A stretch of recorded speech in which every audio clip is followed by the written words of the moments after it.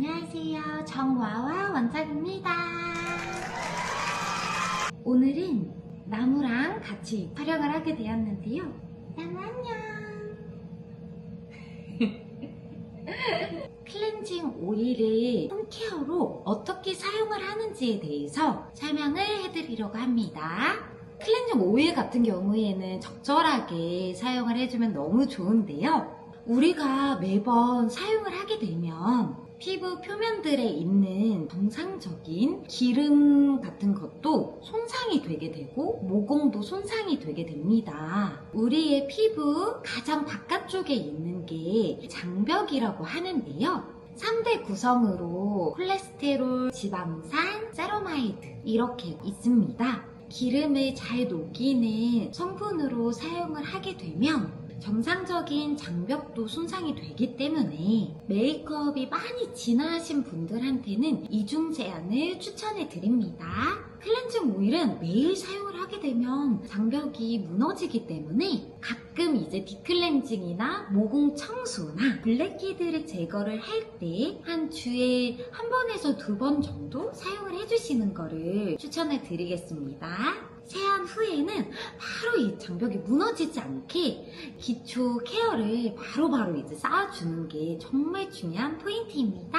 지성 피부는 오일이 많기 때문에 세정이 정확하게 되지가 않으면 클렌징 오일 자체가 이제 트러블로 바뀔 수가 있어요. 그래서 트러블 피부로 바뀌면서 여드름이 생기실 수가 있습니다. 건성 피부는 아무래도 조금 세정력이 너무 강하다 보니까 피부 장벽을 손상을 시켜가지고 피부를 악화되게 이제 만들어서 홍조나 홍반이 생길 수 있다는 점 좀 주의를 해주시는 게 좋을 것 같습니다. 오일의 장점은 세정력이 강하기 때문에 진한 메이크업을 하셨을 경우에 세정이 잘 될 수가 있는데 오일이 잘 안 맞는 사람한테는 단점이 될 수가 있으니 한번 확인을 해보시는 게 좋을 것 같습니다.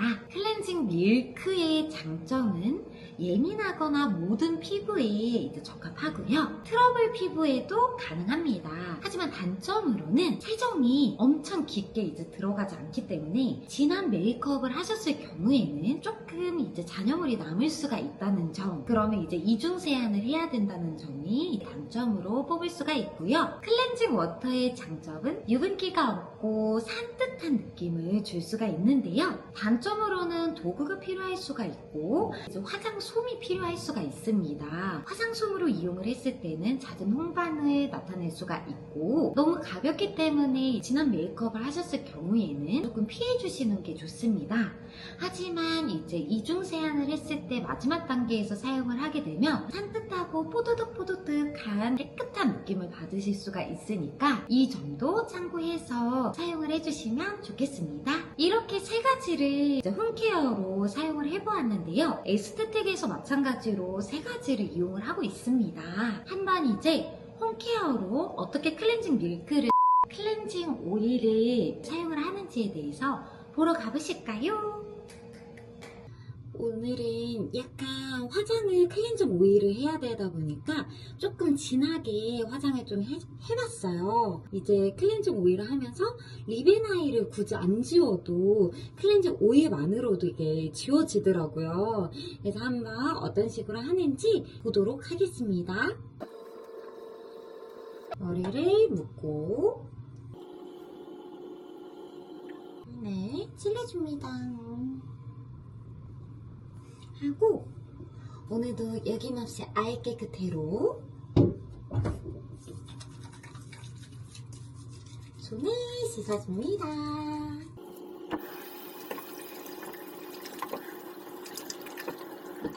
손을 잘 닦아주시고요. 이제 클렌징 오일을 준비를 하시고 전체적으로 보이시나요? 그래서 오일 제형으로 되어 있고요. 이거를 이제 똑같이 목에서부터 인중 그리고 안에서 바깥쪽으로 해주시고요. 눈으로 지워주시고 이마. 다시 내려와가지고 부드럽게 바깥쪽에서 안으로 이렇게 롤링을 해주시고 다시 눈 이마로 해주셔가지고 전체적으로 다 지워졌는지 이제 확인을 해보는 거예요. 눈 쪽이 지금 완전 깨끗하게 눈 옆쪽이랑 다 지워졌거든요. 입술은 제가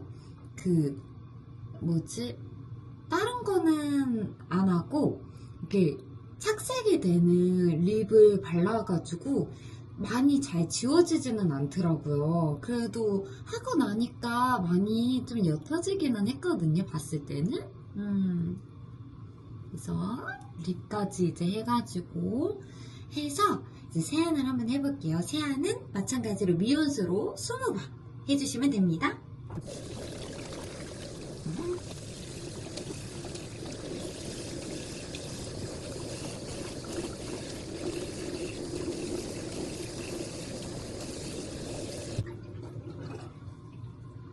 자, 이렇게 클렌징 오일 끝입니다. 다시 한번 가보실까요? 저는 건성 민감성이다 보니까 사실 오일을 사용을 했을 때 큰 거부감은 없습니다. 그래서 저 같은 경우에는 오일을 가장 마무리 때도 이렇게 좀 많이 바르는 편인데요. 이게 금방 이제 흡수가 되고 하다 보니까 좀 약간 물광처럼 나는 거를 좀 좋아하더라고요. 건성이신 분들은 부드럽게 이제 케어를 해주시고 클렌징을 한 다음에 마무리 때 클렌징으로 하는 오일을 얹어주듯이 이제 헹궈주시는 거를 좀 추천해드리고, 그리고 화장품, 기초 화장품을 바를 때도 마찬가지로 두껍게 기초 화장품을 다 발라주고 오일을 좀 얹어주듯이 이렇게 발라주시면 되게 메마르지 않은 피부가 좀 되는데 도움이 좀 되실 겁니다. 자, 해보셨는데 어떠셨나요? 세 가지 외에도 클렌징은 여러 가지가 있습니다. 하지만 홈케어로 그리고 에스테틱에서 세 가지를 보통 사용을 하고 있는데요. 가장 많이 사용을 하고 있는 거는 클렌징 크림 쪽이라고 생각을 하면 될 것 같아요. 근데 이중 세안이 필요하거나 트러블 피부시거나 하신 경우에는 섞어가지고 이제 사용을 하고 있습니다. 오늘은 홈케어로 이제 알아보았고, 다음 시간에는 에스테틱에서는 어떻게 고객한테 클렌징 오일을 사용을 하는지에 대해서 알려드리도록 하겠습니다. 구독과 좋아요 부탁드리고요. 정화와 원장이었습니다. 감사합니다.